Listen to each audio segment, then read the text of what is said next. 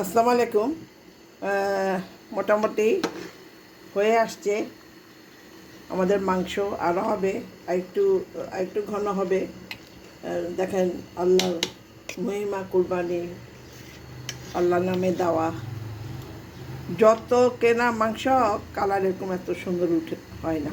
কুরবানি মাংস অসাধারণ, সবার জন্য উন্মুক্ত, সবাই সবাইকে দিয়ে খায়, এই আর কি।